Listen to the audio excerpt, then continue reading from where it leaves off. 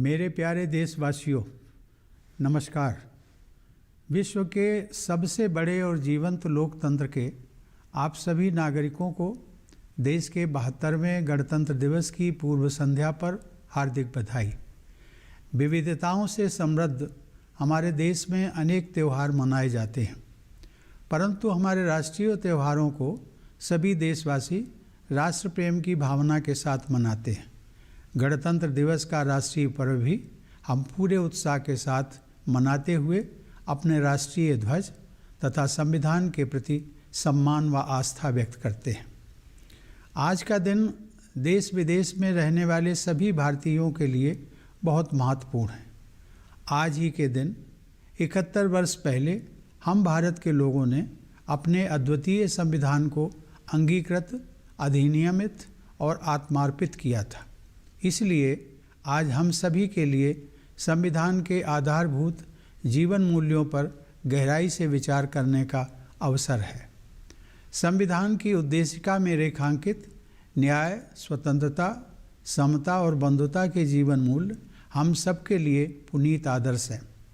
यह उम्मीद की जाती है कि केवल शासन की जिम्मेदारी निभाने वाले लोग ही नहीं, बल्कि हम सभी सामान्य नागरिक भी इन आदर्शों का दृढ़ता व निष्ठापूर्वक पालन करें। लोकतंत्र को आधार प्रदान करने वाली इन चारों अवधारणाओं को संविधान के आरंभ में ही प्रमुखता से रखने का निर्णय हमारे प्रबुद्ध संविधान निर्माताओं ने बहुत सोच समझकर लिया था। इन्हीं आदर्शों ने हमारे स्वतंत्रता संग्राम को भी दिशा प्रदान की थी।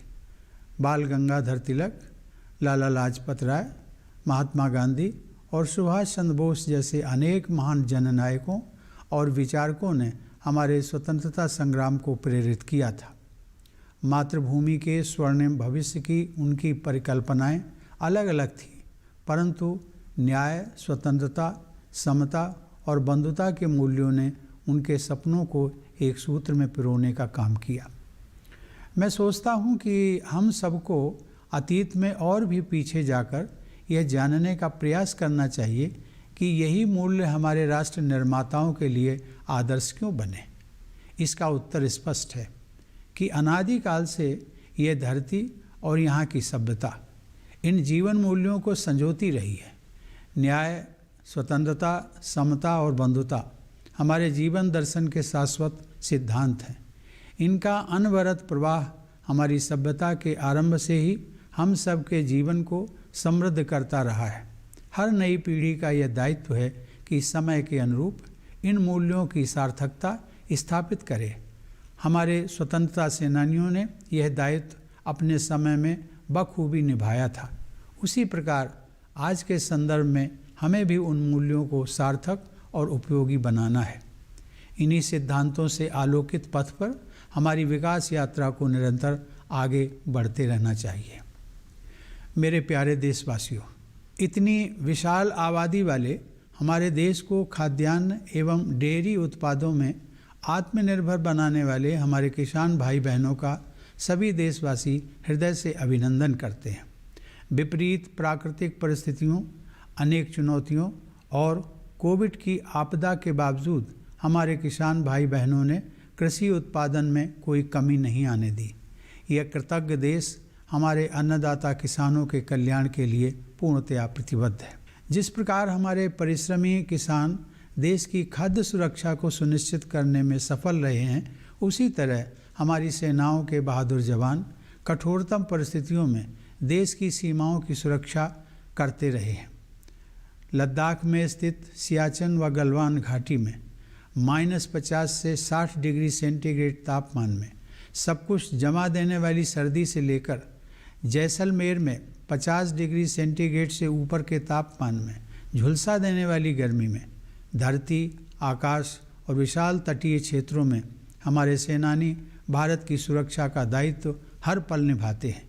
हमारे सैनिकों की बहादुरी, देश प्रेम और बलिदान पर हम सभी देशवासियों को गर्व है।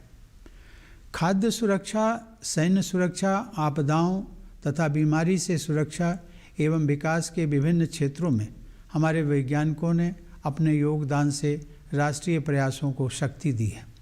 अंतरिक्ष से लेकर खेत खलिहानों तक, शिक्षण संस्थानों से लेकर अस्पतालों तक वैज्ञानिक समुदाय ने हमारे जीवन और कामकाज को बेहतर बनाया है। दिन रात परिश्रम करते हुए कोरोना वायरस को डीकोड करके तथा बहुत कम समय में ही वैक्सीन को विकसित करके हमारे वैज्ञानिकों ने पूरी मानवता के कल्याण हेतु एक नया इतिहास रचा है। देश में इस महामारी पर काबू पाने में तथा विकसित देशों की तुलना में मृत्यु दर को सीमित रख पाने में भी हमारे वैज्ञानिकों ने डॉक्टरों, प्रशासन तथा अन्य लोगों के साथ मिलकर अमूल्य योगदान दिया है। इस प्रकार हमारे सभी किसान, जवान और वैज्ञानिक विशेष बधाई के पात्र हैं और कृतज्ञ राष्ट्र गणतंत्र दिवस के शुभ अवसर पर इन सभी का अभिनंदन करता है। प्यारे देशवासियों, पिछले वर्ष जब पूरी मानवता एक विकराल आपदा का सामना करते हुए ठहर सी गई थी, उस दौरान मैं भारतीय संविधान के मूल तत्वों पर मनन करता रहा। मेरा मानना है कि बंधुता के हमारे संवैधानिक आदर्श के बल पर ही इस संकट का प्रभावी ढंग से सामना करना संभव हो सका है। कोरोना वायरस रूपी शत्रु के सम्मुख देशवासियों ने परिवार की तरह एकजुट होकर अनुकरणीय त्याग, सेवा और बलिदान का परिचय देते हुए एक दूसरे की रक्षा की है। मैं यहाँ उन डॉक्टरों, नर्सों, स्वास्थ्य कर्मियों, स्वास्थ्य सेवाओं से जुड़े प्रशासकों और सफाई कर्मियों का उल्लेख करना चाहता हूँ, जिन्होंने अपनी जान जोखिम में डालकर पीड़ितों की देखभाल की है। बहुतों ने तो अपने प्राण भी गंवा दिए। इनके साथ साथ इस महामारी ने देश के लगभग 1.5 लाख नागरिकों को अपनी चपेट में ले लिया। उन सभी के शोक संतप्त परिवारों के प्रति मैं अपनी संवेदना प्रकट करता हूँ। कोरोना के मोर्चे पर अग्रिम पंक्ति के योद्धाओं के रूप में हमारे साधारण नागरिकों ने असाधारण योगदान दिया है।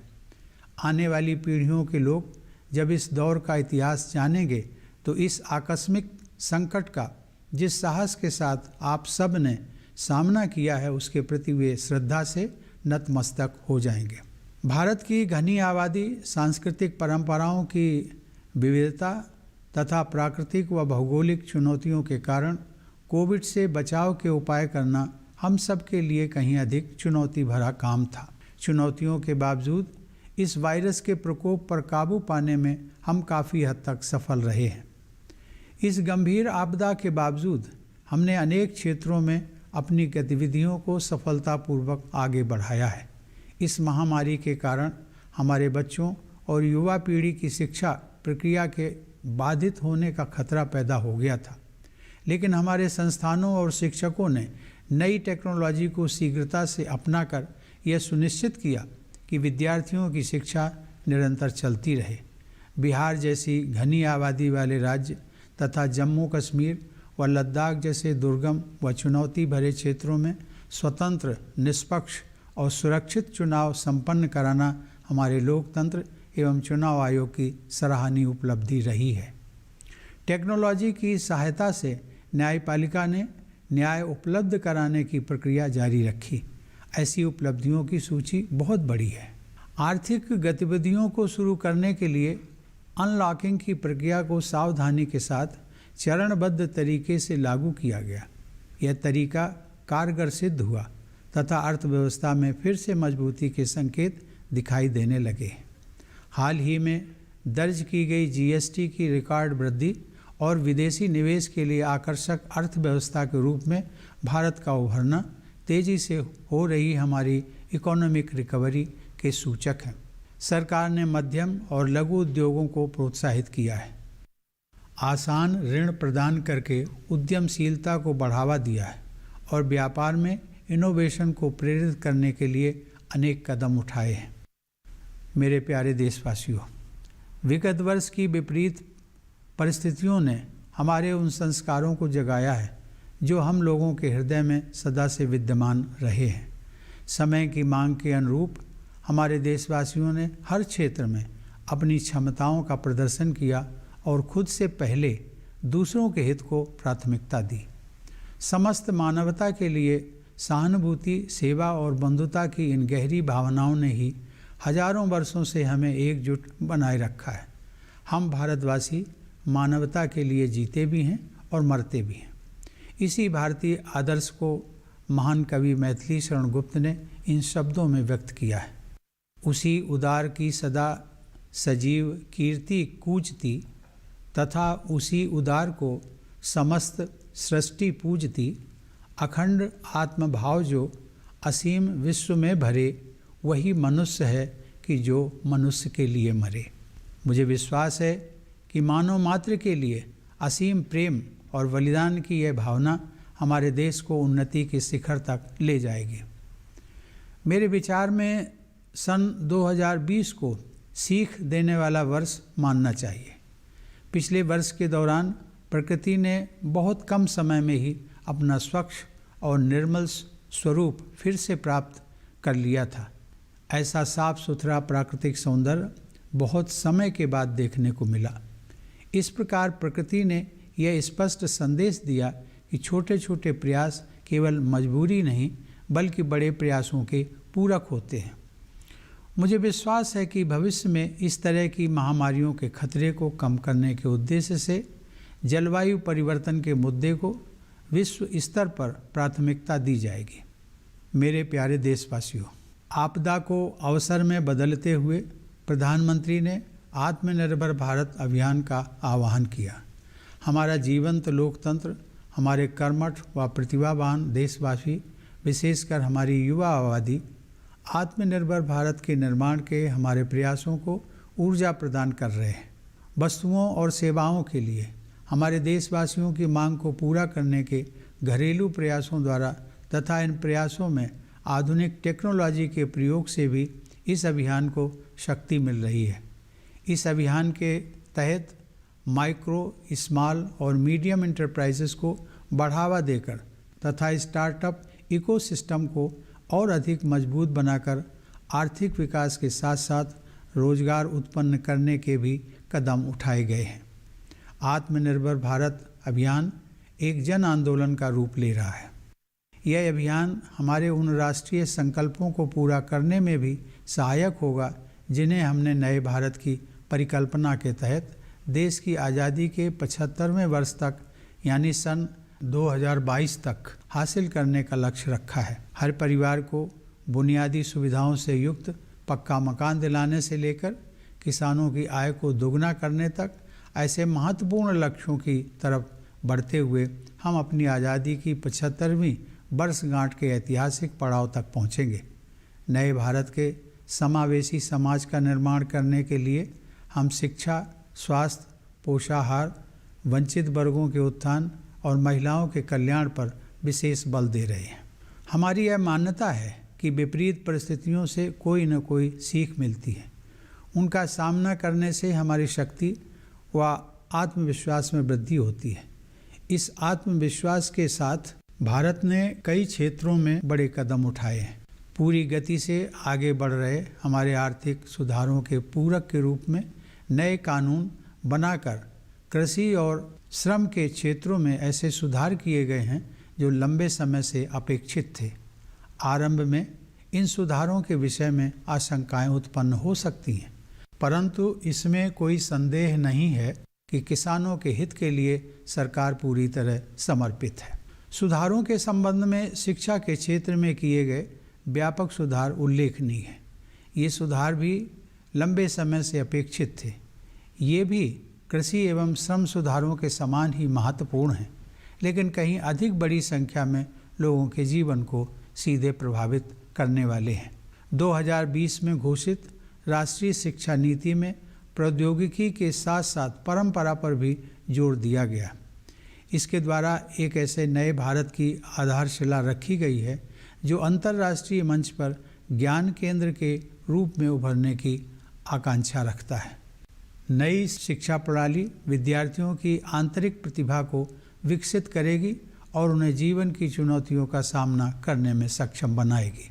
सभी क्षेत्रों में संकल्प और दृढ़ता के साथ आगे बढ़ते जाने के अच्छे परिणाम सामने आ रहे हैं। कोरोना की लगभग 1 वर्ष की अप्रत्याशित अग्नि परीक्षा के बावजूद भारत हताश नहीं हुआ है, बल्कि आत्मविश्वास से भरपूर होकर उभरा है। हमारे देश में आर्थिक मंदी थोड़े समय के लिए ही रही। अब हमारी अर्थव्यवस्था पुनः गतिशील हो गई है। आत्मनिर्भर भारत ने कोरोना वायरस से बचाव के लिए अपनी खुद की वैक्सीन भी बना ली है। अब विशाल पैमाने पर टीकाकरण का जो अभियान चल रहा है वह इतिहास में अपनी तरह का सबसे बड़ा प्रकल्प होगा। इस प्रकल्प को सफल बनाने में प्रशासन एवं स्वास्थ्य सेवाओं से जुड़े लोग पूरी तत्परता से कार्यरत हैं। मैं देशवासियों से आग्रह करता हूं कि आप सब दिशा निर्देशों के अनुरूप अपने स्वास्थ्य के हित में इस वैक्सीन रूपी संजीवनी का लाभ अवश्य उठाएं और इसे जरूर लगवाएं। आपका स्वास्थ्य ही आपकी उन्नति के रास्ते खोलता है। आज भारत को सही अर्थों में फार्मेसी ऑफ द वर्ल्ड कहा जा रहा है, क्योंकि हम अनेक देशों के लोगों की पीड़ा को कम करने और महामारी पर काबू पाने के लिए दवाएं तथा स्वास्थ्य सेवा के अन्य उपकरण विश्व के कोने कोने में उपलब्ध कराते रहे हैं। अब हम वैक्सीन भी अन्य देशों को उपलब्ध करा रहे हैं। मेरे प्यारे देशवासियों, पिछले साल कई मोर्चों पर अनेक चुनौतियां हमारे सामने आईं। हमें अपनी सीमाओं पर विस्तारवादी गतिविधियों का सामना करना पड़ा, लेकिन हमारे बहादुर सैनिकों ने उन्हें नाकाम कर दिया। ऐसा करते हुए हमारे 20 जवान वीरगति को प्राप्त हो गए। सभी देशवासी उन अमर जवानों के प्रति कृतज्ञ हैं। हालांकि हम शांति के लिए अपनी प्रतिबद्धता पर अटल हैं, फिर भी हमारी थल सेना, वायुसेना और नौसेना हमारी सुरक्षा के विरुद्ध किसी भी दुस्साहस को विफल करने के लिए पूरी तैयारी के साथ तैनात हैं। प्रत्येक परिस्थिति में अपने राष्ट्रीय हितों की रक्षा करने के लिए हम पूरी तरह सक्षम हैं। भारत के सुदृढ़ और सिद्धांतपरक रवैये के विषय में अंतर्राष्ट्रीय समुदाय भली भांति अवगत है। भारत प्रगति के पथ पर आगे बढ़ते हुए विश्व समुदाय में अपना समुचित स्थान बना रहा है।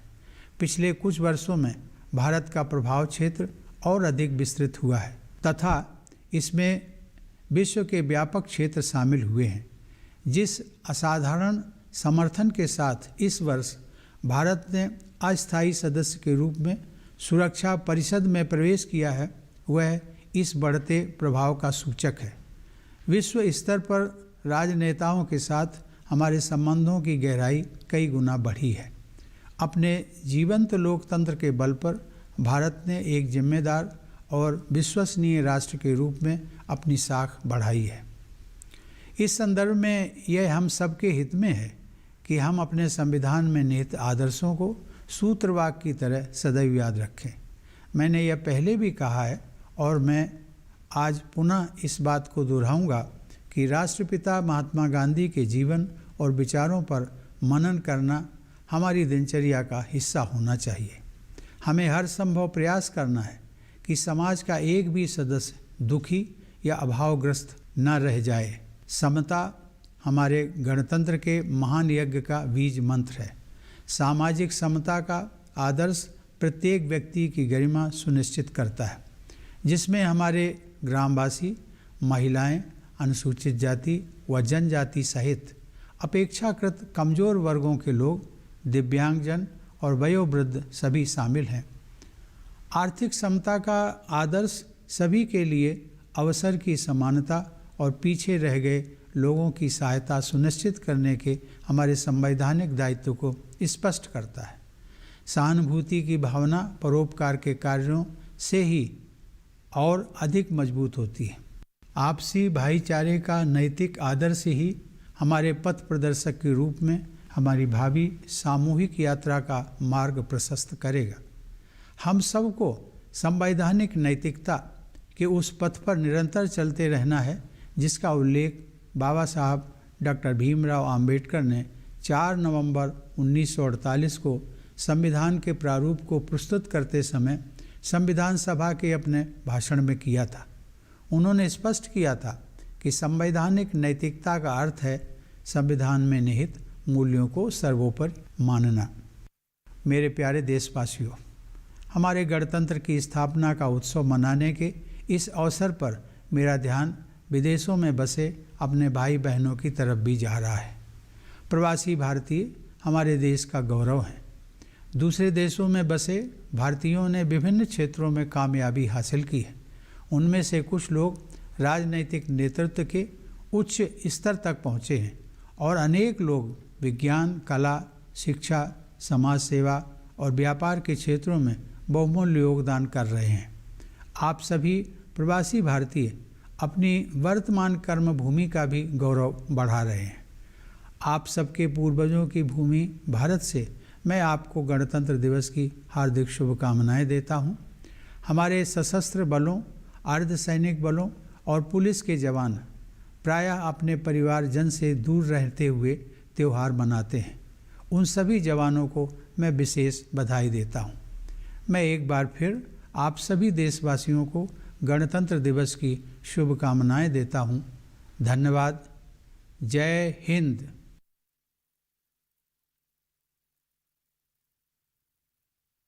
Dear fellow citizens, Namaskar. Greetings to all of you on the eve of the 72nd Republic Day of the world's largest and most vibrant democracy. In this land of ours, enriched by diversity with many festivals, our national festivals are celebrated by everyone with great patriotic fervor. We celebrate the National Festival of the Republic Day with enthusiasm and express our respect for the national flag and our faith in the Constitution. This day has come to mean a lot to all Indians living within the country and abroad. 71 years ago, on this very day, we, the people of India, adopted, enacted, and gave to ourselves a unique constitution. For all of us, then, this is the day to also pause and ponder over the core values that the Constitution propounds. These values, justice, liberty, equality, and fraternity, outlined in the preamble of our Constitution, are sacred to all of us. Its abiding adherence is meant not only for those who are mandated to govern, but for the people at large.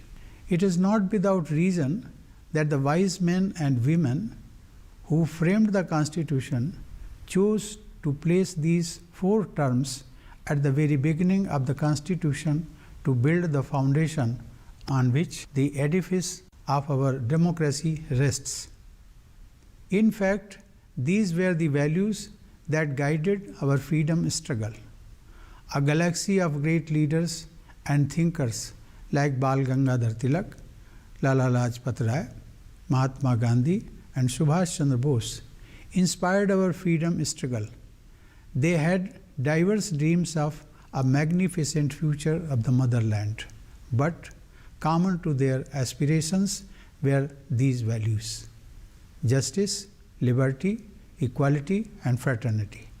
I would like that we go further back into history and inquire why precisely these values guided our nation builders.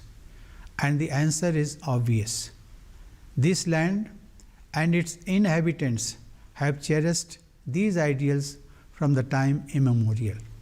Justice, liberty, equality, and fraternity are perennial principles of our philosophy of life. They come to us from the dawn of this civilization through an unbroken chain. It is, of course, the task of every generation to seek out the meaning of these values for its times. As the freedom fighters did in their day, so should we in our time. These key principles should light our path to development.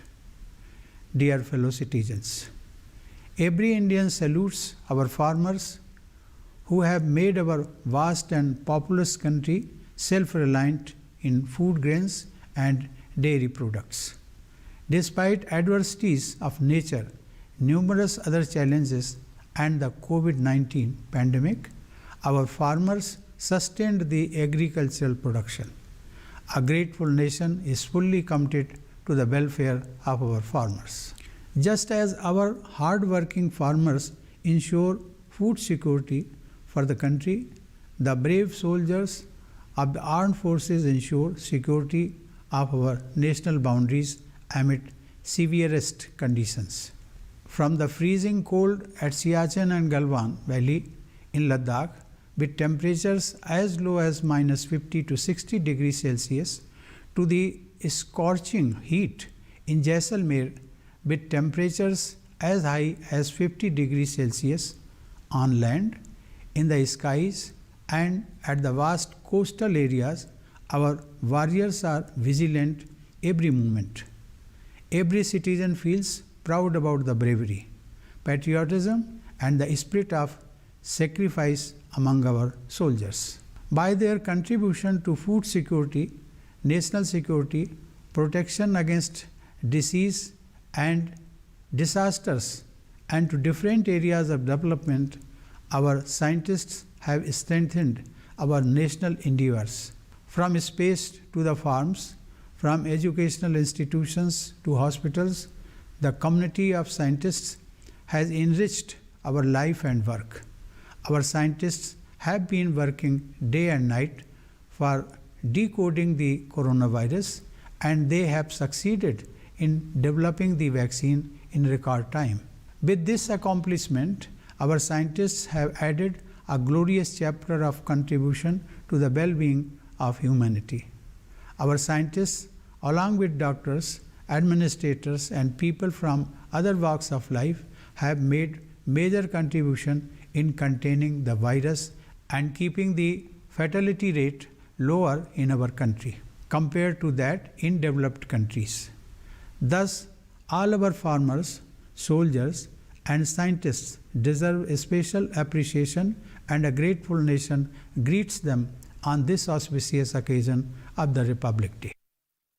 Dear fellow citizens, last year, as humanity almost came to a halt in the face of a calamity of gigantic proportions, I often found myself reflecting on the central message of the Constitution. Our effective response to the pandemic would not have been possible without our constitutional value of fraternity. Indians have been like a close-knit family, making exemplary sacrifices to protect each other in the face of the common enemy of coronavirus. I am thinking here of doctors, nurses, paramedics, healthcare administrators, and sanitation workers who put their own lives at risk to care for COVID-19 patients. Some of them even lost their lives. Along with them, about 1.5 lakh people became victims of this pandemic. I convey my condolences to the bereaved families. Our frontline corona warriors were ordinary citizens who turned out to be extraordinary. When the history of this tragic chapter, which is not yet over, is written, I am confident that the future generations will behold you all for the heroic response to the crisis for which no one could have truly prepared.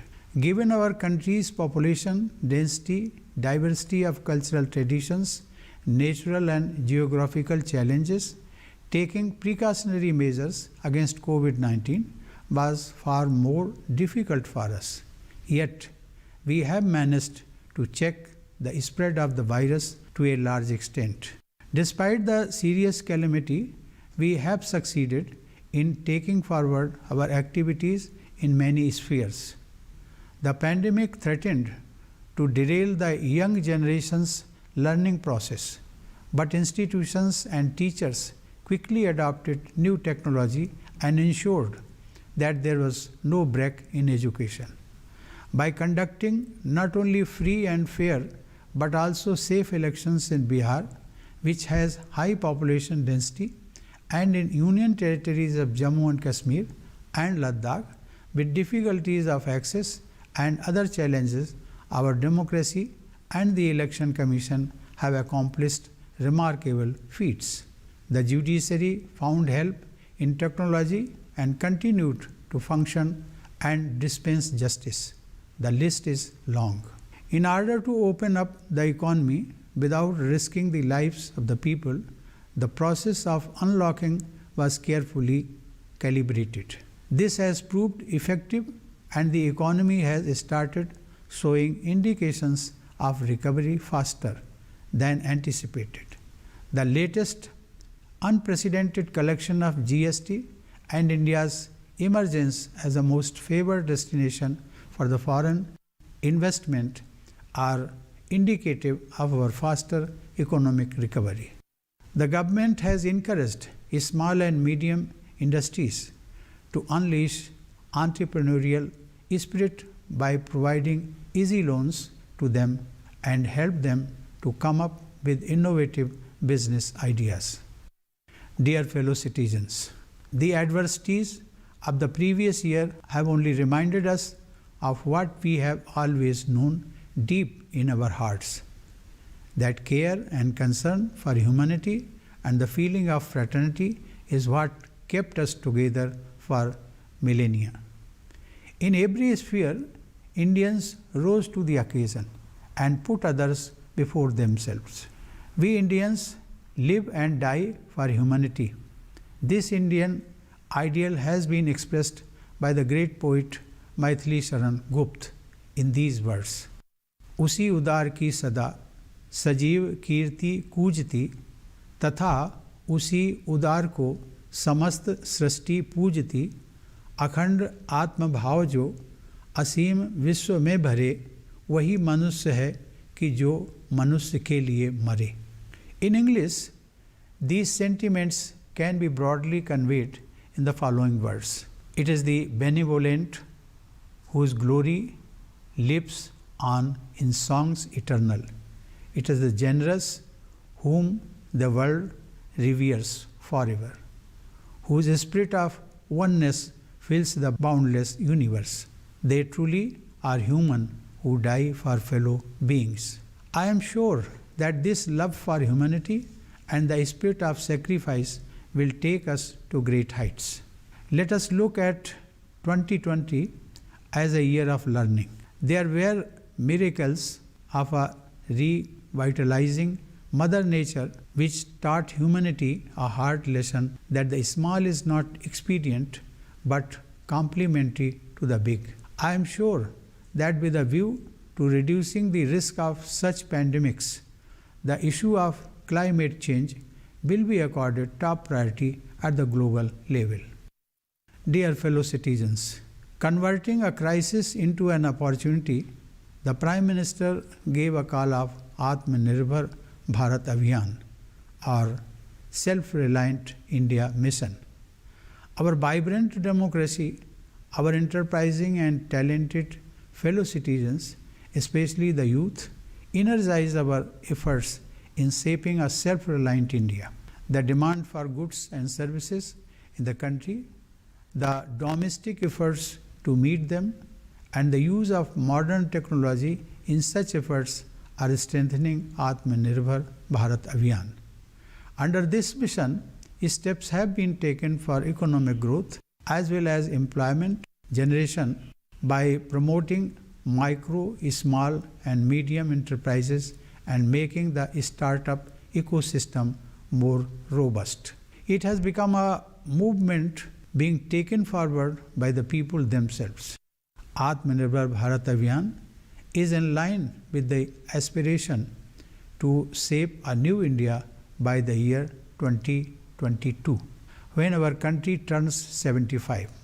This will be a significant milestone in the journey of the nation as we are determined to achieve major goals, from providing Pakka houses with basic facilities for every family to doubling the income of farmers. In order to build an inclusive society of New India, we are giving a special emphasis on education, health, nutrition, upliftment of the underprivileged, and welfare of women. Adversity often plays the role of a great teacher. It makes us stronger and more confident.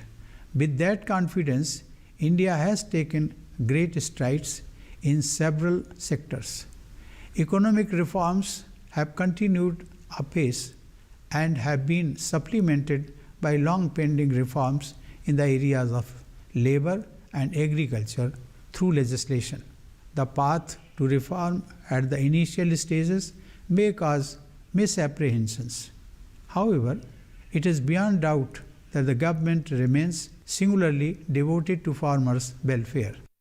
Equally salient but touching more lives directly is the comprehensive reform in education which was long overdue.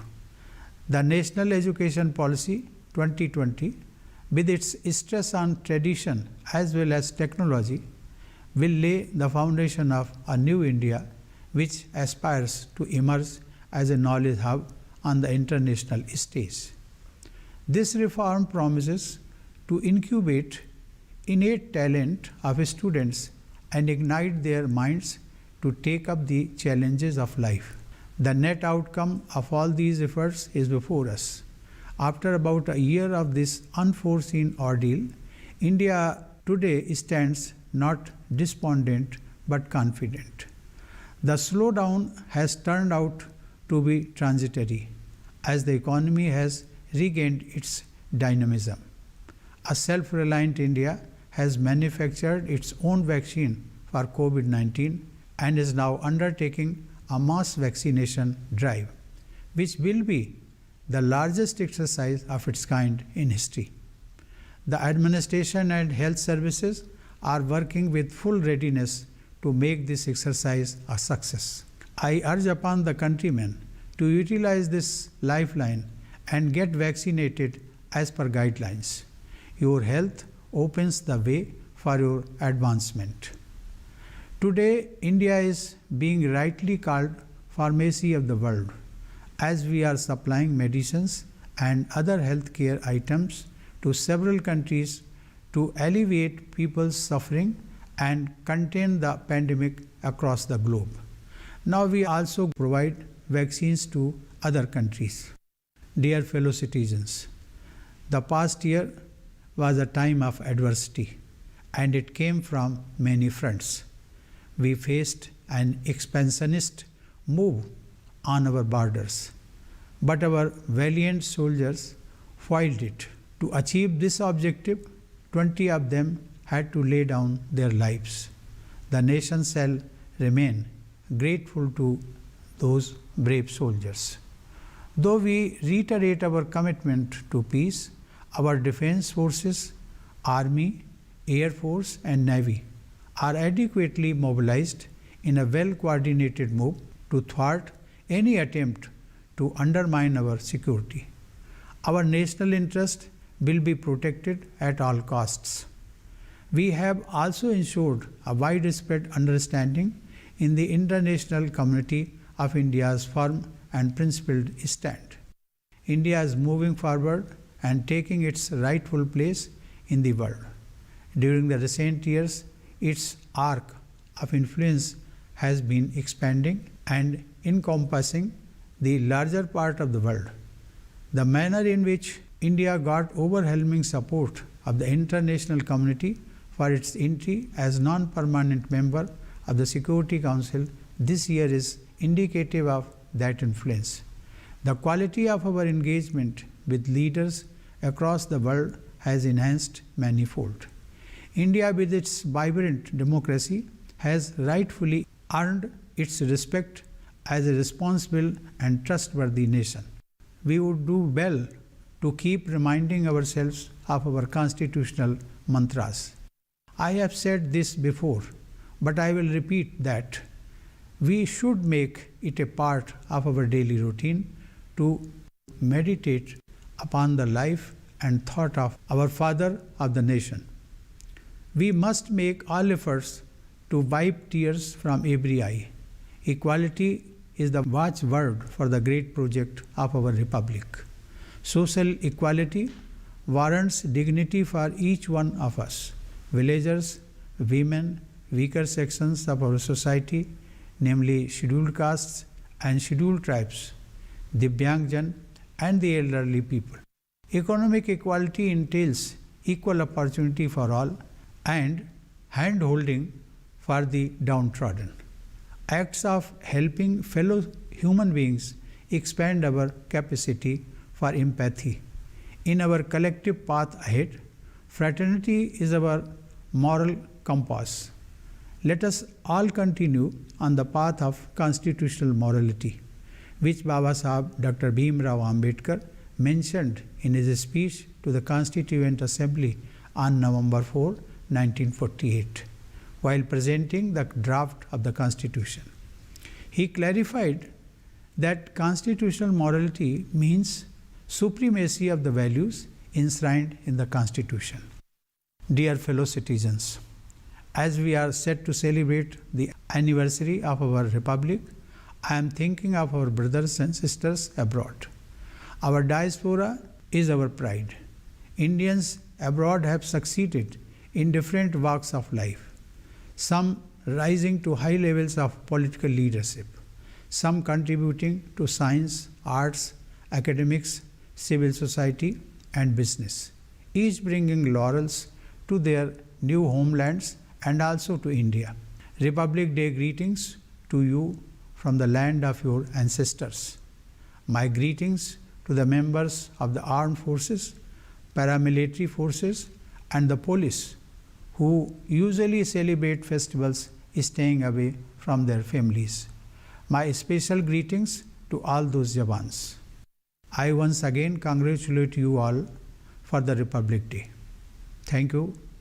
Jai Hind.